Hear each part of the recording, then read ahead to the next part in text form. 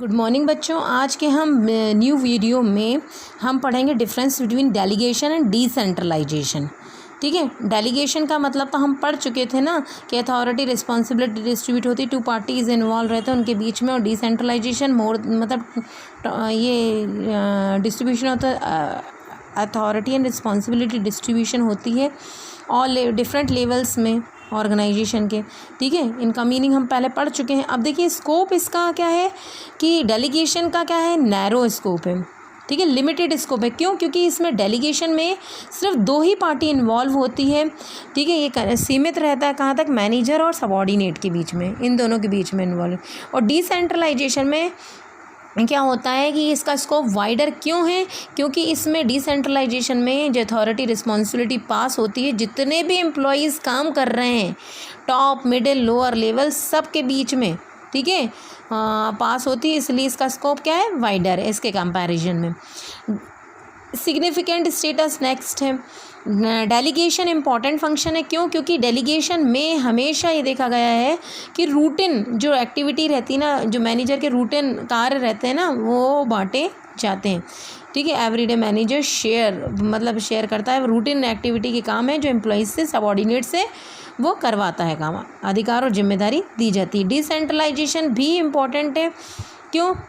क्योंकि ये one time decision है, डिसीज़न पॉलिसी है, क्योंकि टॉप लेवल ये एग्जीक्यूट करने से पहले डिसाइड करता है कि मतलब ये नहीं, जो भी पॉलिसी एग्जीक्यूट करने से पहले डिसाइड करता है कि या तो हमारी फर्म डिसेंट्रलाइजेशन पॉलिसी अपनाएगी या ये क्या होगी, सेंट्रलाइज, यानी या तो अथॉरिटी एंड रिस्पॉन्सिबिलिटी बांटेगी या पावर पूरे के पूरे अपने हाथों में रखेगी।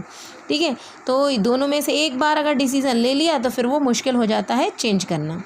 ठीक है, अब देखिए फ्रीडम ऑफ एक्शन। डेलीगेशन एक ऐसी प्रोसेस है जिसमें मैनेजर क्या करता है, अपने अधिकार और जिम्मेदारी सबॉर्डिनेट्स को दे देता है, और देने के बाद वो लगातार देखता रहता है कि सुपरवाइज करता रहता है, चेक करता रहता है, मैनेजर द्वारा चेक किया जाता है कि सबॉर्डिनेट यानी कर्मचारी अपनी एक्टिविटी सही तरीके से जो काम बताया गया था वो परफॉर्म कर रहे हैं या नहीं। लेकिन डिसेंट्रलाइजेशन है, इसमें इससे भी ज़्यादा स्वतंत्रता है। क्यों? क्योंकि डिसेंट्रलाइजेशन में स्वतंत्रता ज़्यादा इसलिए क्योंकि एक बार अधिकार दे दिए, डिस्ट्रीब्यूट कर दिए सिस्टमेटिक तरीके से, फिर उसके बाद यहाँ तो मतलब लगातार बैठे हुए देखने के लिए बार बार देख रहे हैं, मतलब कंटिन्यूसली उसको ऑब्जर्व कर रहे हैं। लेकिन यहाँ पर एक बार देने के बाद फिर पीरियडिक 6 महीने में, 1 महीने में, 1 हफ्ते में या 1 साल में ये चेक करते हैं। ठीक है, पीरियडिक करते हैं। यहाँ पर क्या होता है, कंटिन्यूअस, उनके सर पे ही सवार रहते हैं। नेक्स्ट देखिए स्कोप इसका नैरो है, समझ में आया? आपको पहले ही बता चुके हैं कि यहाँ 2 पार्टीज इन्वॉल्व है, इसलिए इसका नैरो स्कोप है, और इसमें टॉप मिडिल और लोअर लेवल में काम करने वाले जितने भी एम्प्लॉयज़ हैं सब इन्वॉल्व है, इसलिए इसका स्कोप वाइडर है। ठीक है, it is the responsibility of every manager. इसमें क्या रहता है, डेलीगेशन तो मतलब ये ना अधिकार जिम्मेदारी प्रत्येक मैनेजर दी जाती है, लेकिन ये किसके द्वारा दी जाती है, रिस्पॉन्सिबिलिटी किसके द्वारा दी जाती है, टॉप लेवल, ये मैनेजर प्रत्येक मैनेजर द्वारा दी जाती है, सिर्फ टॉप लेवल द्वारा दी जाती है। ठीक है, नेचर और एसेंशियल। नेक्स्ट पॉइंट देखिए, डेलीगेशन कंपलसरी है। ठीक है, कंपलसरी एक्टिविटी है। क्यों? क्योंकि कोई भी इंडिविजुअल सारा का सारा काम नहीं कर सकता है, इसलिए डेलीगेशन क्या है, कंपलसरी है। डिसेंट्रलाइजेशन ऑप्शनल है।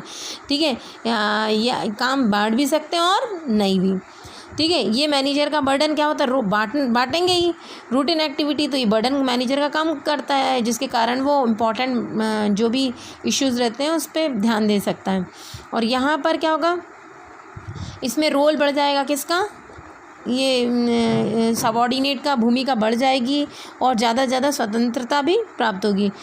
इसमें अधिकार जो दिए जाते हैं सुपीरियर द्वारा दिए जाते हैं, इसमें टॉप लेवल द्वारा दिए जाते हैं। क्लियर?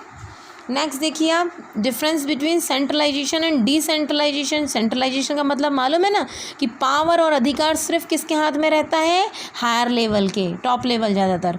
ठीक है, और डिसेंट्रलाइजेशन में डिस्ट्रीब्यूट कर दिए जाते हैं every level, power and authority distribute किए जाते हैं, टॉप मिडिल और लोअर लेवल जो रहते हैं ना, तीनों लेवल, उसमें अथॉरिटी डिफरेंट लेवल, यहाँ टॉप लेवल।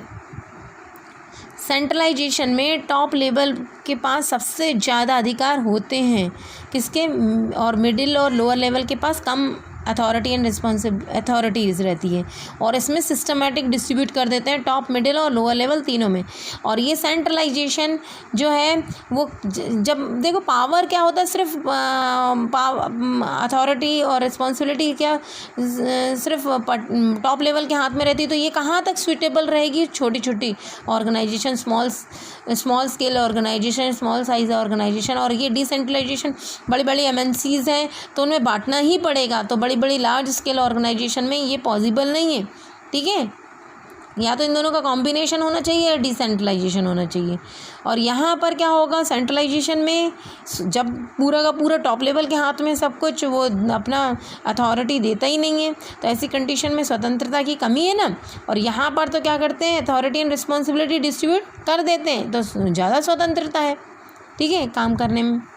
आज हमारा ये चैप्टर ख़त्म हो गया है, ठीक है, थैंक यू।